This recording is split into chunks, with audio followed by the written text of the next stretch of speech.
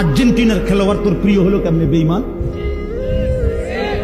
এই মুসলমানের বাচ্চা বল বেটা, এখন দাঁড়ায় বল বেটা, কোন কাফের বেঈমান, কোন খ্রিস্টানের বাচ্চা, কোন ইহুদি, তুই মুসলমানের ঘরে জন্ম নিয়া তোর রক্তে মুসলমান মার রক্ত, তুই কেমনে ওই বেঈমানের মতো সাজলি?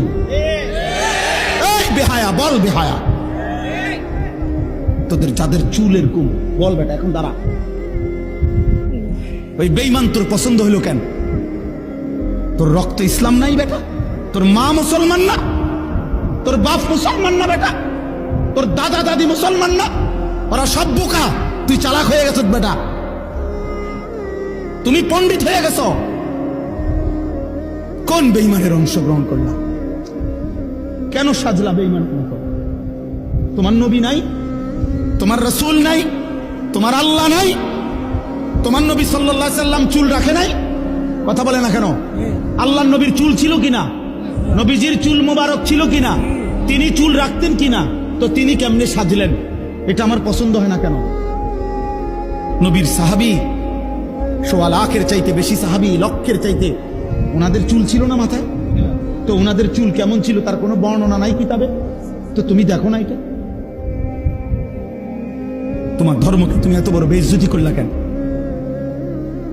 তোমার রাসূলকে তুমি এত বড় বেইজ্জতি করলা কেন?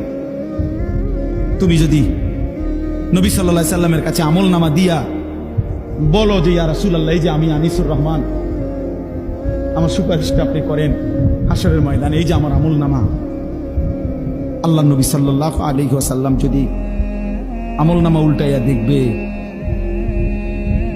আর বলবে, হায় আনিসুর রহমান 6 মাস 1 বছর কোনদিন ফজরের নামাজ পড়ল না।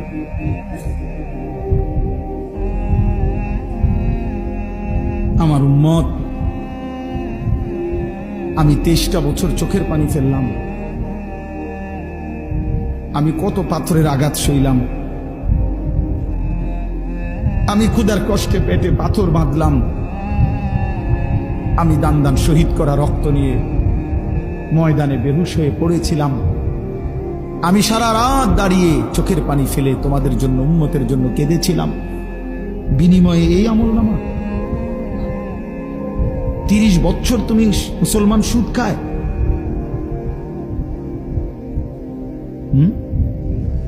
30 বছর 40 বছর সুদ খায়, আপনার ঘরে 30 বছর টেলিভিশন চলে, নারী নাচ গান, এগুলো নবীজি দেখবে না? কথা বলেন না কেন?